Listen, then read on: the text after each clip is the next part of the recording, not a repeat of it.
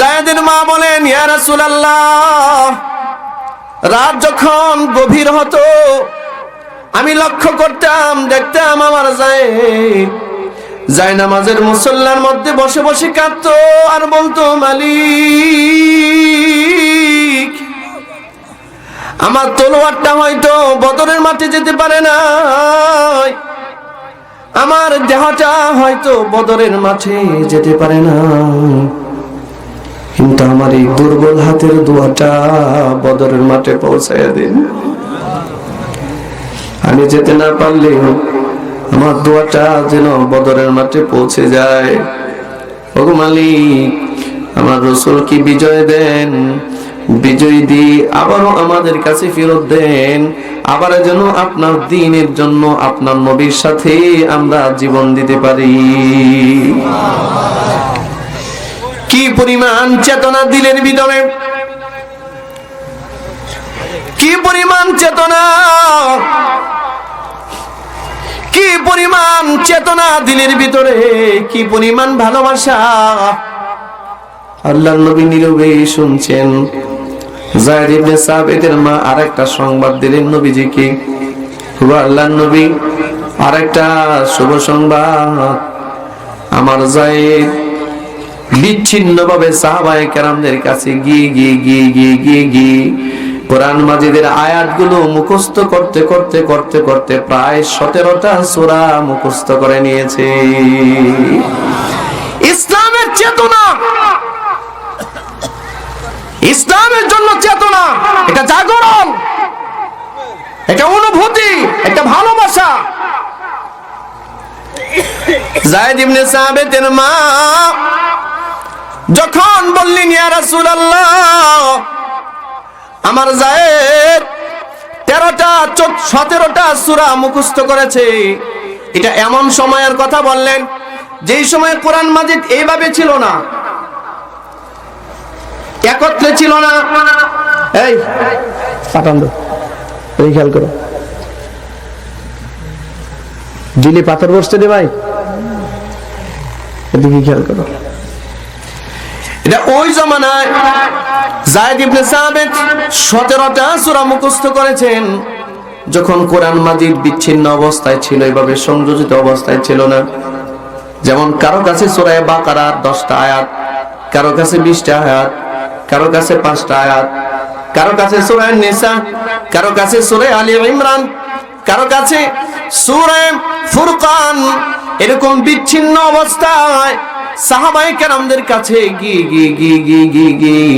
হযরত যায়েদ ইবনে সাবিত তালাশ করতে 17টা সূরা মুখস্থ করেছে। আর আচ্ছা, আজকে 13 বছরের একটা বাচ্চা কি করে বলেন? 13 বছরের একটা বাচ্চা সারা রাত মোবাইল চালায়, সারা রাত, ঠিক না ধরে বলেন? বিড়ি খাওয়ার প্র্যাকটিস করে, একসাথে বসে কেমনে গাঁজার আড্ডা দেওয়া যাবে এটার প্র্যাকটিস করে, গ্যাংস্টার কেমনে বানানো যাবে এটার প্র্যাকটিস করে। তোমাদের শপথের ফলাফল হলো এই। আর আমাদের মাদ্রাসাগুলোতে কোনো শপথ নাই। রাতের আধারে যাবে, গিয়ে দেখবে হেফজখানায় 3টার সময় উঠে বাচ্চারা কোরআনের তেলাওয়াত করে। আল্লাহু আকবার বলেন। ছোট ছোট বাচ্চাগুলো প্রচন্ড ঠান্ডা পানি দিয়ে ওযু করে আল্লাহর কালামের তেলাওয়াত শুরু করে দিছে। উস্তাদরা তাহাজ্জুদের নামাজে দাঁড়ায় গেছে। এই হলো এই মাদ্রাসাগুলোর অবস্থা, যার কারণে তোমার এই ছোট্ট দেশে করোনার মতো গজব ওইভাবে আসে নাই। ও ভাই, করোনার মতো মহাজব সারা পৃথিবীকে তছনছ করে দিয়েছে। Already running situation. ইংল্যান্ডে যদি কেউ থাকে জিজ্ঞাসা করুন, একদিকে তুষারপাতের গজব, আর একদিকে বন্যার গজব, বাড়ির উপর দিয়ে বন্যার পানি যাচ্ছে, আর একদিকে পার ডে 24 আওয়ার্সে 24 ঘন্টা 70 থেকে 80 হাজার মানুষ নতুন করে করোনায় এফেক্টেড হচ্ছে।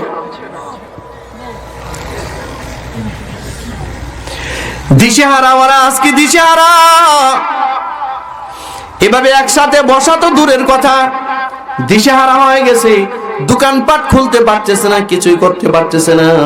পত্রিকা দেখলাম গতকালকে, করোনার ভ্যাকসিন কে আবিষ্কার করবে, আর কি আবিষ্কার করবে, আর কত রকম আবিষ্কার করবে। কারণ করোনা এই পর্যন্ত 4000 রূপ ধারণ করেছে। 4000 রূপ ধারণ করেছে। কোন করোনার কোন ভ্যাকসিন আবিষ্কার করবে? ভ্যাকসিন একটা আবিষ্কার করবে তো করোনা রূপ, এই রূপান্তর হচ্ছে, ভিন্ন রূপ ধারণ করছে। বিজ্ঞানীরাও দিশেহারা হয়ে গেছে, কোন ভ্যাকসিন আবিষ্কার করা যায়। আজকে এরকম করোনার মতো গজব থেকে রাষ্ট্র রক্ষা পাইল কেন? কারণ এই রাষ্ট্রের মধ্যে এখনো মসজিদগুলো খোলা আছে, ঠিক কিনা ধরে বলেন? এখনো মাদ্রাসাগুলো খোলা আছে, আল্লাহর কোরআনের তেলাওয়াত করার মানুষ আছে, ঠিক কিনা ধরে বলেন? হেরেম বন্ধ হয়ে গিয়েছিল, কিন্তু বাংলাদেশের মসজিদ বন্ধ হয় নাই। হেরেম বন্ধ হয়েছিল, মদিনায় নামাজ পড়তে রেস্ট্রিকশন করা হয়েছে, কিন্তু বাংলাদেশের মসজিদগুলো বন্ধ হয় নাই, মাদ্রাসাগুলো বন্ধ হয় নাই, খোলা আছে, যার কারণে আল্লাহর দয়া আছে। আলহামদুলিল্লাহ বলুন আলহামদুলিল্লাহ। ভাইরা আমার, যায়েদ ইবনে সাবিত রাদিয়াল্লাহু তাআলা আনহুর মা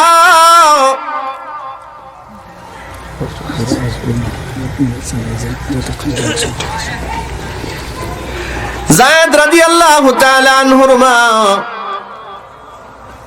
যখন বললেন আমার যায়েদ 17টা সূরা মুখস্থ করেছে, আল্লাহ রাসূল বলেন, যায়েদ তুমি কি সত্যি 17টা সূরা মুখস্থ করেছো? জি হ্যাঁ ইয়া রাসূলুল্লাহ। নবীজি বললেন, যায়েদ পড়ো, ইকরা, একটু তেলাওয়াত করতে থাকো। 13 বছরের একটা বাচ্চা কি রাসূল বলে পড়ার জন্য, কার সামনে কোরআন? আম্মা বা'দু ফাআউযু বিল্লাহি মিনাশ শাইতানির রাজীম। বিসমিল্লাহির রাহমানির রহিম।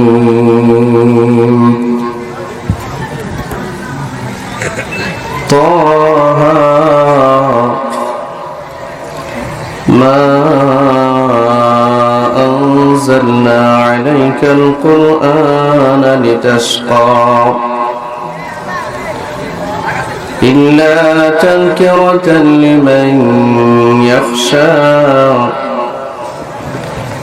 تنزيلا ممن خلق الأرض والسماوات العلى الرحمن على العرش استوى له ما في السماوات وما في الأرض وما بينهما وما تحت الثرى وإن تجهر بالقول فإنه يعلم السر وأخفى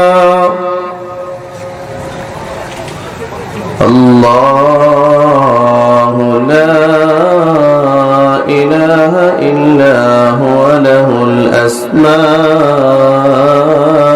الحسنى صدق الله العظيم وصدق له رسوله النبي الكريم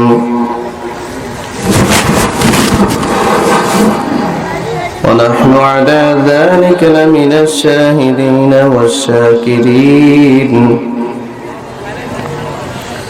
والحمد لله رب العالمين. وقال رسول الله صلى الله عليه وسلم من قرأ القرآن فاستظهره فأحل حلاله وحرم حراما أدخله الله الجنة وشفعه في 10 من أهل بيته كلهم قد وجبت له النار أو كما قال رسول الله صلى الله عليه وسلم شكر درود إبراهيم قرن اللهم صل على محمد وعلى آل محمد كما صليت على إبراهيم وعلى آل إبراهيم إنك حميد مجيد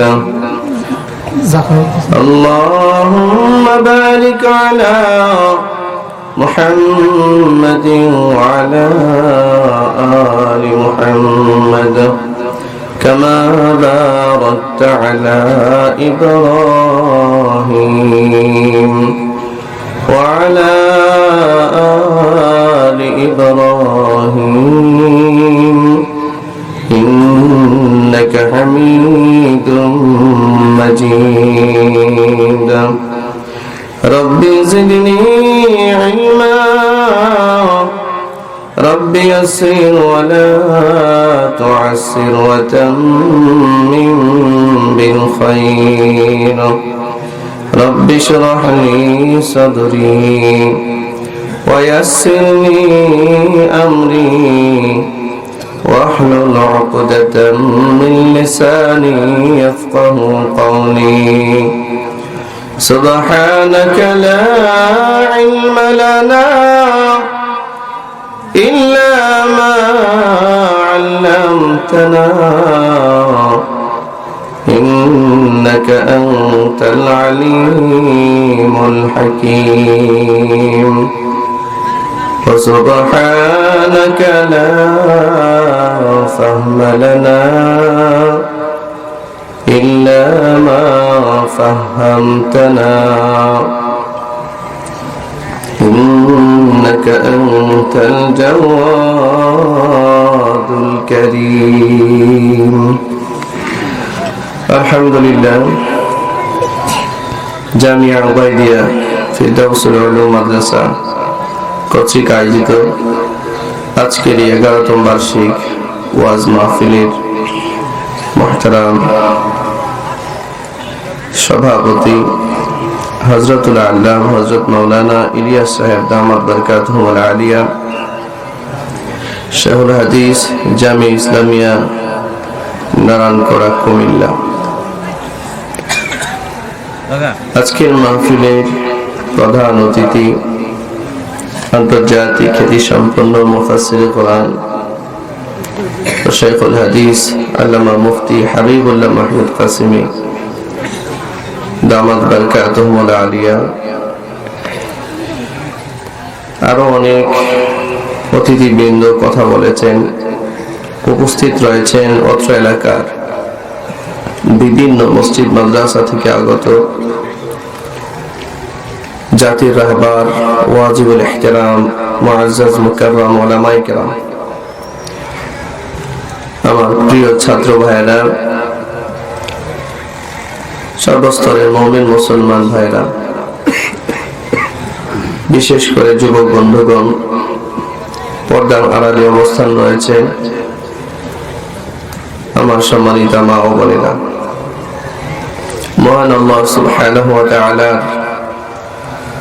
দরবারে শানে অসংখ্য গণিত শুকর ও সুজুদ আদায় করছি যে এরকম একটি মহতী জলসায় আমার মতো অধমকে আপনাদের কাছ থেকে দোয়া নেওয়ার মতো একটা সুযোগ বা পরিবেশ আল্লাহ আমাকে সৃষ্টি করেছেন দিয়েছেন এই জন্য আল্লাহ পাকের দরবারে শুকরগুজার হচ্ছি পাশাপাশি মাদ্রাসা কর্তৃপক্ষ যারা আমার মতো অধমকে ডেকেছেন তাদের শুকরগুজার হচ্ছি আল্লাহ পাকের দরবারে শুকর আদায় করছি যে সারা দুনিয়ার এই প্রতিকূল পরিবেশের মধ্য দিয়েও আল্লাহ আমাদেরকে আজকের এই জান্নাতের বাগানে ধৈর্য ধরে বসে যাওয়ার তৌফিক দান করেছেন আমরা সকলেই হৃদয়ের গহীন থেকে সে মহান মালিকের দরবারে শুকরিয়া আদায় করি, সকলে পড়ি আলহামদুলিল্লাহ। আসলে আজকের মজলিসে অনেক বড় বড় হযরত উলামায়ে কেরাম উপস্থিত আছেন। আমি যাদের ছাত্রের সমতুল্য তারাই কথা বলবেন। আমি আসলে বড়দের নির্দেশনায় দোয়ায় আপনাদের সামনে এসেছি কিছু কথা বলার জন্য। আপনারা দোয়া করুন ইখলাসের নিয়তে যেন কিছু কথা বলতে পারি। সেই মর্মেই আমি সূরা তাহার প্রথম কিছু আয়াতি কারিমা তিলাওয়াত করেছি। রাসূল করিম সাল্লাল্লাহু আলাইহি ওয়াসাল্লামের অগণিত হাদিস থেকে বরকতময় হাদিসের টুকরা তিলাওয়াত করেছি। মহান আরশের অধিপতির নিকট সাহায্য চাচ্ছি আল্লাহ তাআলা যেন এই আয়াতগুলো এবং হাদিসকে সামনে রেখে ইখলাসের নিয়তে কিছু কথা, উপকারী কিছু কথা আমার জবান থেকে আল্লাহ বের করে দিন, যা আমার এবং আপনাদের সকলের উপকার হবে। আল্লাহ তাআলা কবুল করুন, সকলে বলুন আমিন। সম্মানিত উপস্থিতি, আমি আপনাদের সামনে যে সূরা তিলাওয়াত করেছি এই সূরার নাম সূরা তাহা। এই সূরা তাহা তার আয়াত সংখ্যা রয়েছে 135টি, রুকু আছে 8টি। সূরাটা মাক্কি সূরা। আল্লাহ তাআলা এই সূরার শুরুতে ইরশাদ করছেন তাহা। এগুলোকে তাফসীরের ভাষায় হরফে মুকাত্তাআত বলা হয়, বিচ্ছিন্ন অক্ষর। পাশে কে জানি দৌড়ায় বাচ্চারা, ভলান্টিয়ার যারা আছেন আশপাশে যারা আছে এদেরকে এখান থেকে সরায় দিতে হবে।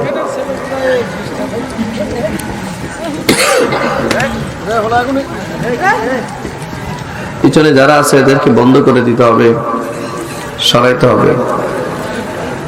আর আমরা যারা সামনে একটু জায়গা আছে জায়গাটা একটু পুরো করে বসবো, পিছনে যারা আসবেন তারা যেন বসে যেতে পারেন। জায়গাগুলো একটু ফাঁকা, জায়গাগুলো পুরো করে বসবো ইনশাআল্লাহ।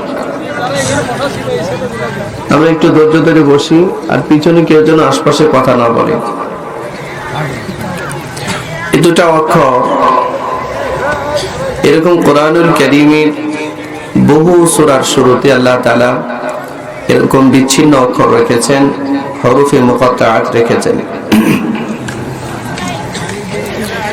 এই অক্ষরগুলোর মানা, অর্থ কেবলমাত্র আল্লাহ তাআলার ইলমে জানা এবং যার কাছে নাজিল করেছেন মুহাম্মদুর রাসূলুল্লাহ সাল্লাল্লাহু আলাইহি ওয়াসাল্লাম তিনার জানা। এই দুই জায়গা ছাড়া এগুলোর অর্থ আর কেউ জানে না। এই কথাগুলো বুঝতে পেরেছেন আপনারা? তাহা পৃথিবীর সমস্ত তাফসীর গ্রন্থের মধ্যে এই অক্ষর দুইটার উচ্চারণ শুধু লেখা আছে, অর্থ লেখা নাই। আলিফ লাম মিম অক্ষর লেখা আছে, তরজমা লেখা নাই। হামিম অক্ষর লেখা আছে, তরজমা লেখা নাই। কাফ হা ইয়া আইন সাদ অক্ষর লেখা আছে কিন্তু কোনো তরজমা লেখা নাই। নুন অক্ষর লেখা আছে, তরজমা লেখা নাই। ইয়াসিন অক্ষর লেখা আছে, তরজমা লেখা নাই। আছে না এরকম? পড়ছেন আপনারা? এগুলোর অর্থ পৃথিবীর কোন মুফাসসির জানে না। রাইসুল মুফাসসিরিন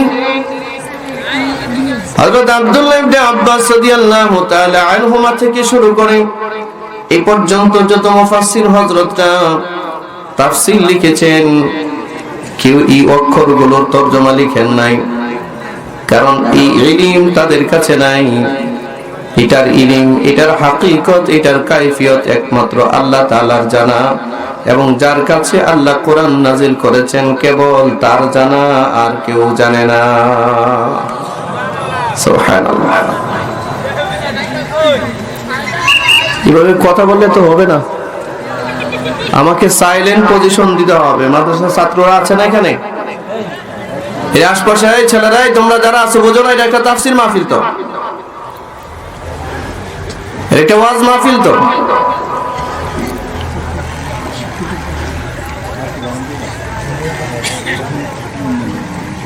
ভিতরে এসে বসো।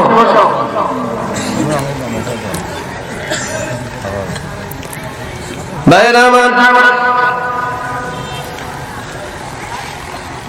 এই হরফে মুকাদ্দারাত গুলোর অর্থ পৃথিবীর কারো জানা নাই, জানেন কেবল আল্লাহ।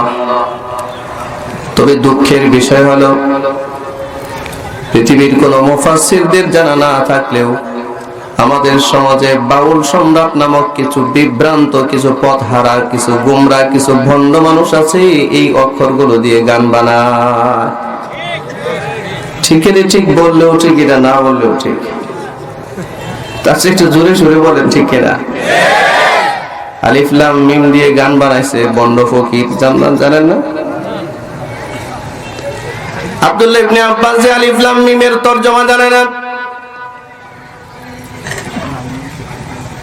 আল্লামা ইবনে কাসির যার তরজমা জানে না, পৃথিবীর কত তাফসীর গ্রন্থ লেখা হয়েছে, কোন মুফাসসির এগুলোর তরজমা লিখেন নাই, জানে না। কিন্তু আমাদের দেশের বিড়িখোর, গাঁজাখোর, ইয়াবাখোর কিছু ভণ্ড পীর ফকির আছে যারা আলিফ লাম মিম দিয়ে গান বানায়। এরা বলে এগুলোর তরজমা আলেমরা জানে না, এগুলো আমরা জানি। এগুলোর তরজমা গাঁজার ভিতর দিয়ে চলে আসছে, ঠিক আছে? আছে না এরকম?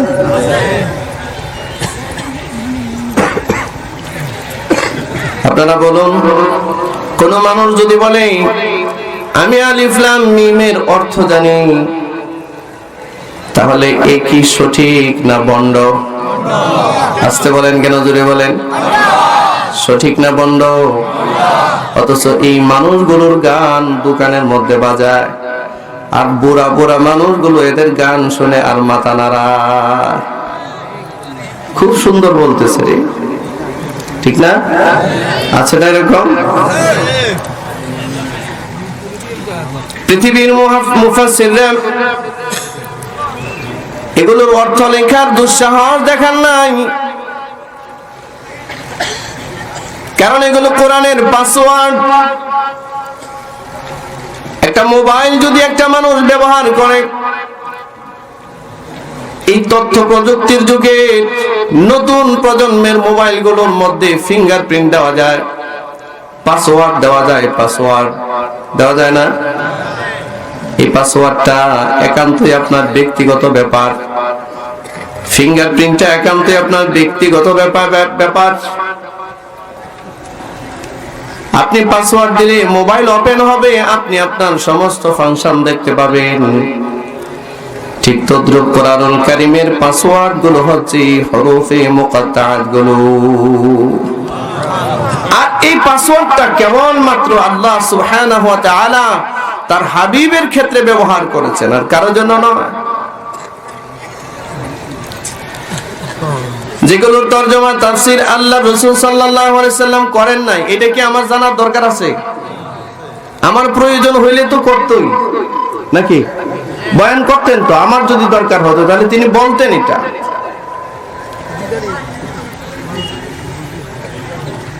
তবে কিছু কিছু জ্ঞানী গুণী গবেষক, মুজতাহিদ, মুফাসসিরিনরা কিছু কথা অনুমান নির্ভর বলেছেন। কেউ বলেছেন এই আয়াত, এই হরফে মুকাত্তাআত গুলো আসমান জমিন লৌহ কলম সব কিছু সৃষ্টি করার বহু পূর্বেই আল্লাহ তাআলা যখন তার প্রিয় হাবিব মুহাম্মদ সাল্লাল্লাহু আলাইহি ওয়াসাল্লামের রূহ মুবারক সৃষ্টি করেছেন, এই রূহ সৃষ্টি করে আল্লাহ তাআলা তার নবীকে বিভিন্ন অক্ষরের মাধ্যমে রাসূলকে ডাকতেন। কখনো আল্লাহ ডাকতেন তাহা, এই কথা বলে নবীকে সম্বোধন করতেন। কখনো আল্লাহ তাআলা তার নবীকে ডাকতেন আলিফ লাম মিম। কখনো আল্লাহ তার নবীকে ডাকতেন কাফ হা ইয়া আইন সাদ। কখনো আল্লাহ তার নবীকে ডাকতেন নুন। এগুলো সংক্ষিপ্ত রূপ, আল্লাহ জানেন আর নবী জানেন, আর কেউ জানে না। সুবহানাল্লাহ। এটা এমন এক সময় যখন আসমান আর জমিন অস্তিত্বের ভিতরে আসে নাই, তখন আল্লাহ তাআলা তার নবীর সাথে এই রকম ভাষায় কথা বলতেন। কখনো তার নবীকে ডাকতেন ইয়াসিন। এটা আল্লাহ ডাকা, রাসূলকে সম্বোধন করা, কি জানি বোঝাতেন। দুনিয়াতে আসার পর আল্লাহ তাআলা তার নবীকে ডাকে, এমন ভাষায় নবীকে ডাকে, এই ডাকাটা যেন সারা দুনিয়ার মানুষই বোঝে। কখনো আল্লাহ তাআলা ডাকেন ইয়া আইয়ুহাল মুযাম্মিল, এটা সবাই জানে, রাসূলকে ডাকছে। ইয়া আইয়ুহাল মুদ্দাথির কুম ফাআনযির ওয়া রাব্বাকা ফাকাব্বির ওয়া সিয়াবাকা ফাতাহহির। এগুলো পৃথিবীর মানুষ জানে, অর্থ বুঝে।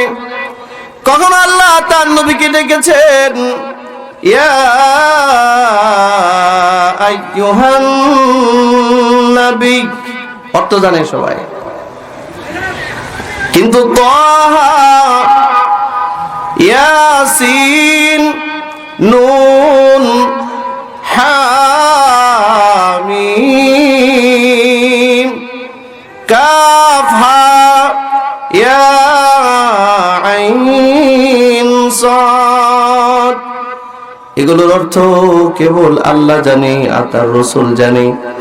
যার মাধ্যমে আল্লাহ কোরআন নাজিল করেছেন সেই জিবরিলও এগুলোর অর্থ জানে না, শুধু আল্লাহ জানেন আর তার রাসূল জানেন। সুবহানাল্লাহ বলেন, সুবহানাল্লাহ। বরকতময় আয়াত, এগুলো বরকতময় অক্ষর। আমাদের ঈমান শুধু এই কথার মধ্যে সীমাবদ্ধ রাখতে হবে যে এগুলোর আল্লাহর কালাম। আল্লাহ এতটুকু আমাদেরকে জানতে দিয়েছেন, এরপরে আর নয়, এরপরেরটা খোঁজার দরকার আমাদের নাই। তবে যে আমি যে কথাগুলো বলেছি এগুলো গলার পর, লিখার পর পৃথিবীর মুফাসসিররা তার বক্তব্য শেষে লিখে দিয়েছেন। আমি যা লিখেছি এটা অনুমান নির্ভর, তবে এর বাস্তবতা আল্লাহু আ'লাম মা লাম তা'লাম, এর বাস্তবতা, হাকিকত, কাইফিয়ত কেবল আল্লাহর জানা, এটা কেউ জানে না, জানার প্রয়োজন নেই। ভাইরা আমার, এগুলোর উপরে কথা বললে আরো কথা বলা যাবে, তবে সামনের দিকে আগাই, রাত অনেকটা হয়ে গেছে। আল্লাহ পাক বলেন দ্বিতীয় আয়াত, মা আনজালনা আলাইকাল কুরআনা লিতাশকা।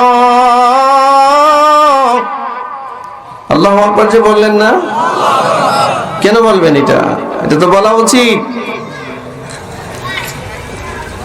কোরআন মাজিদের আয়াত তেলাওয়াত করা হয়, আল্লাহু আকবার বলার ইচ্ছা জবানে আসে না। আফ্রিকায় আর ইংল্যান্ডে যখন ছক্কা মারে, তখন আমার দেশের হাজার হাজার বুড়া বুড়ি, যুবক, বৃদ্ধ, বনিতা সবাই একসাথে ছক্কা বলে লাফ মারে। অন্তত 1 কোটি মানুষ একসাথে লাফ মারে, ঠিক না? কি বলেন? আছে না? ছক্কা মারছে কই? আফ্রিকা। ছক্কা মারছে আফ্রিকা, ইংল্যান্ডে। আর ছক্কা বলে লাভ মারছে বাংলাদেশে, একসাথে 1 কোটি মানুষ।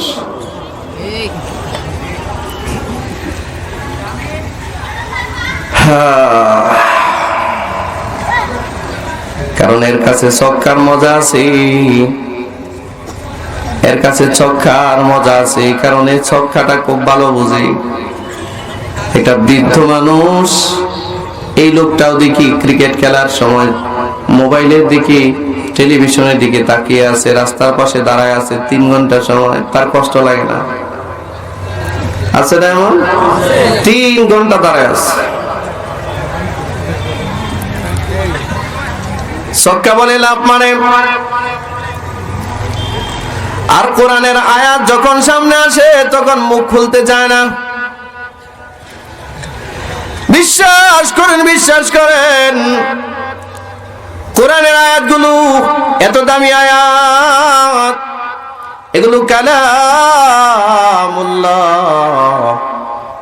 এগুলো আল্লাহর কনসালটেন্সি, আল্লাহর কথোপকথন, আল্লাহ তাআলার পবিত্র জবান দিয়ে এই কথাগুলো উচ্চারিত হয়েছে।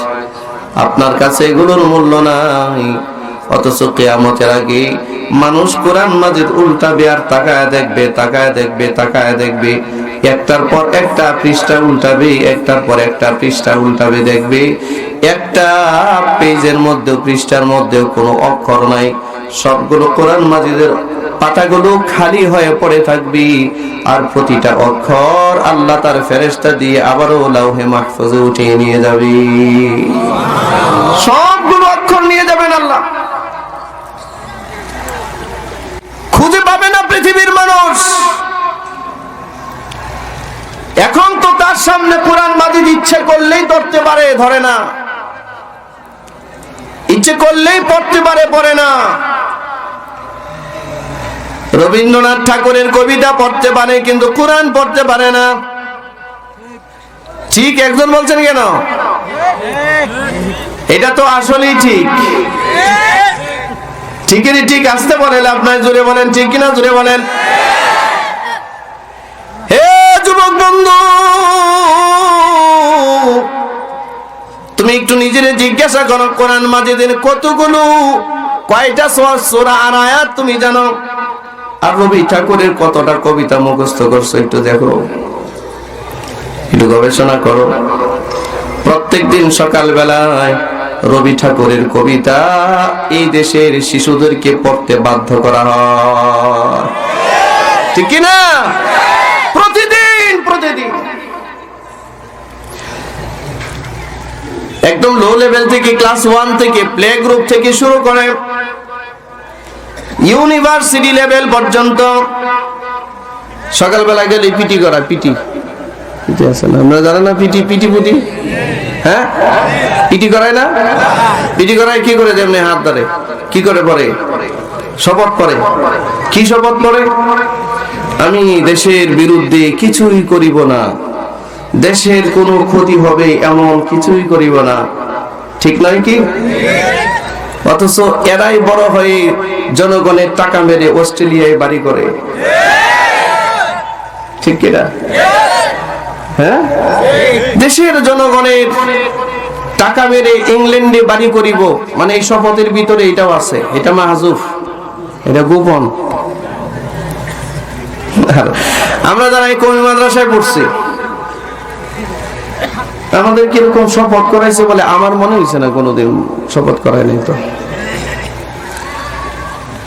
আলহামদুলিল্লাহ, সুম্মা আলহামদুলিল্লাহ, বাংলাদেশের মাদ্রাসা থেকে পাশ করে, কওমি মাদ্রাসা থেকে পাশ করে একজন মানুষ জনগণের টাকা মেরে ইংল্যান্ডে বাড়ি করছে, এরকম একটা নজির দৃষ্টান্ত এই সারা বাংলাদেশের মানুষ দেখাতে পারবে না। এটা শপথের কাম লাগে নাই, পিটি নামে সিটি করে আমাদেরকে শপথ বাক্য পাঠ করা নাই। এই মাদ্রাসায় আমাদেরকে কোরআন শিক্ষা দিয়েছে, ওয়াস-সারিকু ওয়াস-সারিকাতু ফাকতাউ আইদিয়াহুমা, চোর চুরি করেছে, ওর হাত কেটে দাও। কোরআন শিক্ষা দিয়েছে, কোরআন, কোরআনের বিধান। এটা প্রতিদিন শপথ পড়ার জিনিস নয়, শপথ মানার জিনিস। মানা একটা মেম্বার থেকে শুরু করে একদম রাষ্ট্রের হাই লেভেল পর্যন্ত মানুষ শপথ করে, আর প্রতিনিয়ত সেই শপথ ভঙ্গ করছে। এটাকে শপথ বলে না, এটাকে তামাশা বলে, তামাশা, ঠিক কিনা? ওই দিন যশোরের একটা নিউজ দেখলাম। চিফ ইঞ্জিনিয়ার, তিনি এই যে ভাতের চামিচ আছে না, তরকারি চামিচ, আপনাদের এলাকায় কত টাকা দাম তরকারি চামচে? 20 টাকা থেকে শুরু করে সর্বোচ্চ 500। এটা হওয়ার সম্ভাবনা নাই। সাধারণত 500 টাকার চামিচ ব্যবহার করে না মানুষ, 30-20 এরকম। আর এই চিফ ইঞ্জিনিয়ার সরকারি টাকা মারবার জন্য 20 টাকার চামিচে 1 লাখ টাকা ভাউচার করছে। কত টাকা ভাউচার করছে? অল্প দিন, কত না। আপনারা বলুন, 1 লাখ টাকার চামিচ দেখছেন কে কে? হাত ওঠান।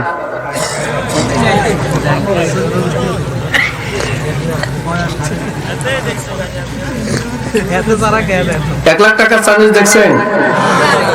ওই ইঞ্জিনিয়ার দেখছে? ওর বাপে দেখছে?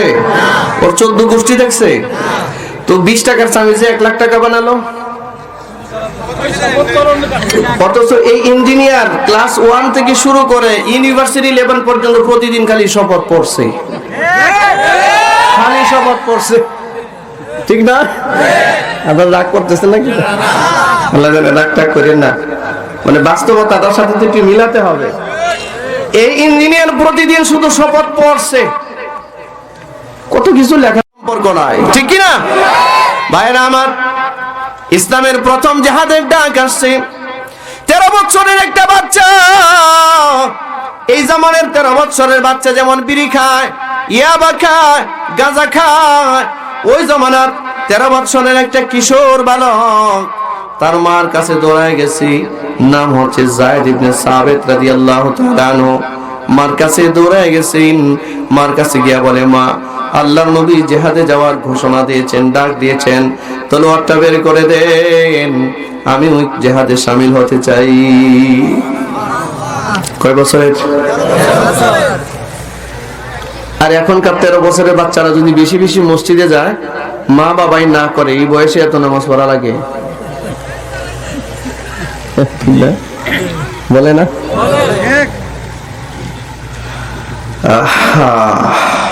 আপনি লাগিয়েছেন তেঁতুল গাছ, আর আশা করতেছেন আঙ্গুরের, এটা কি হবে? তেঁতুল গাছ থেকে তো তেঁতুল হবে, আঙ্গুর গাছ থেকে না আঙ্গুর হবে, ঠিক কিনা? আল্লাহ আল্লাহ আপনি বুঝ দান করেন। আপনারা এই কথা ভাববেন না যে আপনাদের সাথে আমার শত্রুতা আছে, এমন নয়। আপনার চিন্তার জগতে একটু জাগরণ আনেন না, একটু চেতনা আনেন না। আমাদের দেশে তো কত চেতনাজীবী আছে, ঠিক না? চেতনার পূজা করতে করতে জাহান্নামে চলে যাইতেছে, খবর নাই। কিন্তু ইসলামের চেতনা নাই তার মধ্যে, ঠিক কিনা? ভাইরা আমার, 13 বছরের যায়েদ ইবনে সাবিত তার মার কাছে গিয়া বলে, মা, তলোয়ারটা একটু বের করে দেন, আমি জিহাদে যাব। যায়েদ ইবনে সাবিতের মা আন-নাওয়ারা বিনতে মালিক রাদিয়াল্লাহু তাআলা আনহা, তিনি ছেলেকে জিজ্ঞাসা করেন, বাবা, তুমি আমার একমাত্র সন্তান, বাবা নাই, তোমার বাবা নাই, একমাত্র সন্তান, তুমি যদি জিহাদের ময়দানে যাও আর যদি শহীদ হয়ে যাও, আমি কার উপরে নির্ভর করে জীবন চালাবো? আমি কেমনে আমার জীবন চালাবো? আমার জন্য আর কে আছে? কে আমাকে মা বলে ডাকবে? যায়েদ ইবনে সাবিত রাদিয়াল্লাহু তাআলা আনহুর মা এই জিজ্ঞাসা করার পর হযরত যায়েদ তার মাকে সান্ত্বনা দেয়। এই ভাই, এই কি আপনার? বসেন না, এদিক সেদিক তাকাচ্ছেন কেন? বসেন।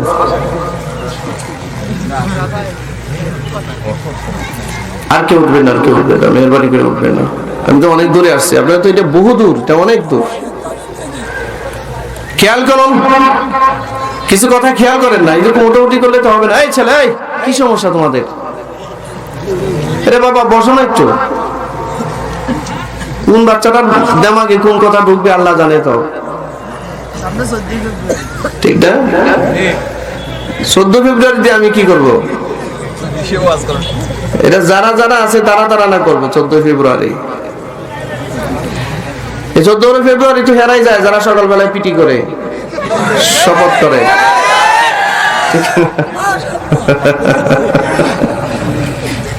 এমনি আমি এই সাইডটা বাদ দিতে চাইতেছি, আপনি আরো স্মরণ করাই দেন আমাকে, দরকার নাই।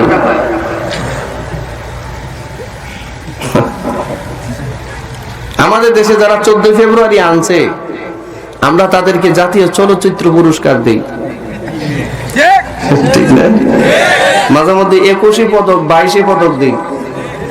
পদক এরা বুঝে পদক পায়, অথচ এই দেশের মধ্যে জিনার ইন্ট্রোডাকশন করেছে এরা, মুকদ্দমা করেছে এরা, সূচনা করেছে এরা। মার সাথে ভালোবাসা নাই, বাবার সাথে ভালোবাসা নাই, গার্লফ্রেন্ডের সাথে ভালোবাসা। 14 ফেব্রুয়ারি তার ভালোবাসা দিবস। আল্লাহ এই শয়তানি কর্মকাণ্ড থেকে এই জাতিকে হেফাজত করো, আমাদের ছেলে মেয়েগুলোকে হেফাজত করো। ও চাচা, 14 ফেব্রুয়ারিতে আপনার ছেলে কই যায় একটু খবর রাখেন, আপনার মেয়েটা যায় কই একটু খবর রাখেন। আপনি তো শুধু আইসা আইসা বলেন যে হুজুর আমি 3 বার হজ করছি, কিন্তু এগুলো স্মরণে রাখেন একটু। আল্লাহ বুঝ দান করো, বুঝ দান করো। ভাইরা আমার, যায়েদ ইবনে সাবিত তার মাকে সান্ত্বনা দিয়ে বলে, মা ইসলামের প্রথম জিহাদের ডাক আসছে মা। আমরা তো আল্লাহর উপরে তাওয়াক্কুল করি, ভরসা করি আল্লাহর উপর। আমাদের ভরসা কার উপর? ওয়া আলাইহি তাওয়াক্কালনা। আমাদের তাওয়াক্কুল হচ্ছে কার উপর? আল্লাহ সুবহানাহু ওয়া তাআলার উপর। আল্লাহ তাআলা আমাদের একমাত্র রব, আমাদের রিজিকের মালিক আল্লাহ, ঠিক কিনা জুড়ে বলেন? আমাদের হায়াতের মালিক কে? জুড়ে বলেন, চিৎকার করে আল্লাহকে ডাক দেন, হায়াতের মালিক কে? রিজিকের মালিক কে? মওতের মালিক কে? আল্লাহ। ও দুনিয়ার মানুষ, যায়েদ ইবনে সাবিত রাদিয়াল্লাহু তাআলা আনহু তার মাকে বলেন, মা আমরা তো তাওয়াক্কুল করি আল্লাহর উপর, ইসলামের তরে আল্লাহ যদি আমার জীবন কবুল করে তাহলে আমাদের দুইটা লাভ। 1 নাম্বার, আমি যদি জিহাদের ময়দানে যেতে পারি তাহলে ইসলামের তরে প্রথম মুজাহিদদের কাতারে আমার নামটা লেখা হবে।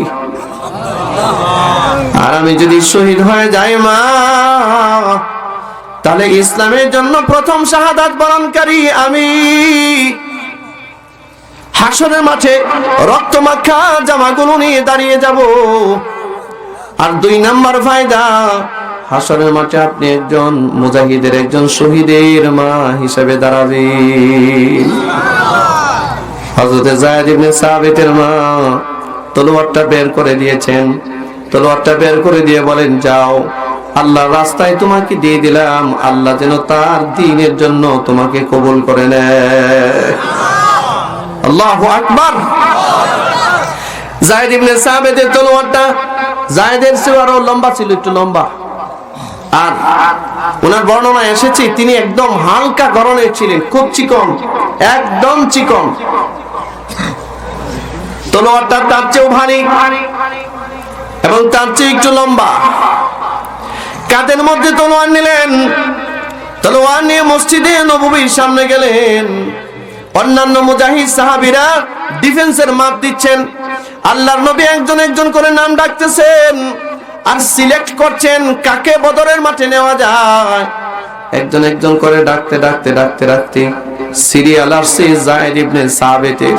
সুবহানাল্লাহ। নবীজি লক্ষ্য করলেন যায়েদ ইবনে সাবিত তলোয়ারের উপরে একটু ভর করে উঁচু হয়ে দাঁড়িয়ে আছে।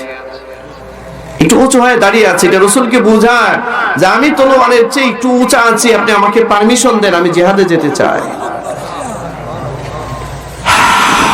আর আমাদের দেশের সাধারণ মানুষ নবীর ইজ্জত নিয়ে যখন ফ্রান্সে ব্যঙ্গচিত্র অঙ্কন করা হয়, নবীজির মান আর সম্মান ইজ্জত নিয়ে যখন চিনিমেনি খেলা হয়, এদেশের তাওহীদি জনতা এবং আলেম ওলামারা যখন রাস্তায় নামে, তখন দোকানে বসে বসে বাঁ হাতে চা খায় আর বিড়ি খায়, কয় আর হুজুরদের কাম নাই? ঠিক না? হুজুররা রাস্তা যায় কেন? শোনা, হুজুররা রাস্তা যায় কারণ তার হৃদয়ের ভিতরে ঈমানের চেতনা আছে, এই জন্য যায়। তার মধ্যে নবীর মহব্বতের চেতনা আছে, এই জন্য যায়। তোমার কাছে আছে বিড়ির চেতনা, বিড়ির চেতনা, এই জন্য বিড়ি খাও। নবীর চেতনা ভিতরে কাজ করে না। নবীর চেতনা, দ্বীনের চেতনা, ইসলামের চেতনা, কোরআনের চেতনা ভিতরে কাজ করলে তুমিও সেই মিছিলে শামিল হতে, ঠিক কি না?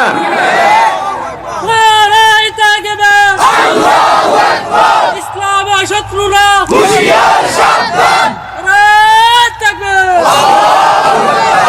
ভাইরা আমার, যায়েদ ইবনে সাবিতকে রাসূল জিজ্ঞাসা করেন, মাসমুক, কি নাম, তোমার নাম কি? বলে ইসমি যায়েদ ইবনে সাবিত। কেন এসেছো? কে পাঠিয়েছে তোমাকে? কিসের জন্য তুমি এখানে এসেছো? কোন কারণে এসেছো? যায়েদ ইবনে সাবিত বলেন, ইয়া রাসূলুল্লাহ, আপনি যখন জিহাদের ঘোষণা দিয়েছেন, আমার মনে হয়েছে ইসলামের জন্য আমার কাছে যতটুকু সক্ষমতা আছে আমি ইসলামের জন্য ঘর থেকে বের হয়ে যাই, এই বদরিন কাফেলার সাথে আমার নামটা আমি লিখাই, দিন কায়েমের এই আন্দোলনটাতে আমি শরীক থাকি। আল্লাহর নবীর চোখ দিয়ে পানি চলে এসেছে। আল্লাহ রাসূল যায়েদকে কাছে টানলেন, কপালে চুমু দিলেন, বুকের সাথে জড়িয়ে ধরলেন, আদর করে দোয়া দিয়ে বলেন, যায়েদ, আমি তোমার জন্য দোয়া করি, আল্লাহ ইসলামের তরে, ইসলামের খেদমতে, দ্বীনের খেদমতে আল্লাহ তোমাকে কবুল করুন।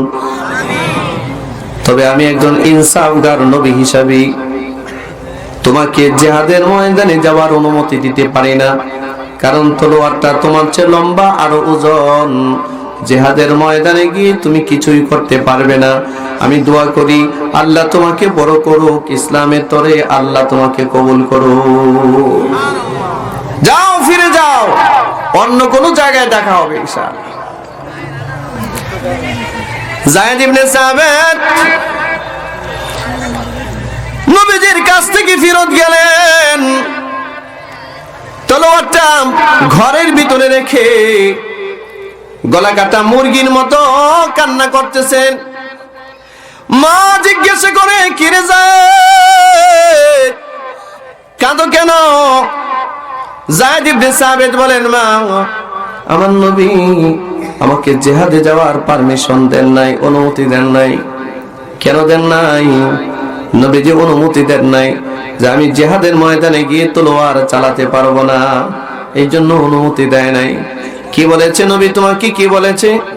যায়েদ ইবনে সাবিতের মা আন্নাওয়ারা বিনতে মালিক জিজ্ঞাসা করেন, কি বলে নবী তোমাকে বিদায় দিয়েছেন? যায়েদ ইবনে সাবিত বলেন, মা, নবী আমাকে বলেছেন তোমার জন্য দোয়া করি, আল্লাহ ইসলামের তরে, দ্বীনের তরে, ইসলামের খেদমতে যেন আল্লাহ তোমাকে কবুল করেন, ফেরত যাও, আল্লাহর দ্বীনের খাদিম হিসেবে যেন আল্লাহ তোমাকে কবুল করে নেন। যায়েদ ইবনে সাবিতের মা হযরত আন্নাওয়ারা বিনতে মালিক সন্তানের মাথার মধ্যে হাত বুলিয়ে দিয়ে বলে, বেটা, নবী যেই জায়গায় দোয়া করেছেন, শান্ত হও, সবর করো আর ধৈর্য ধরো। নবীজি জিহাদ থেকে ফেরত আসলে আবারও আমি তোমাকে রাসূলের কাছে নিয়ে যাব, হয়তো নতুন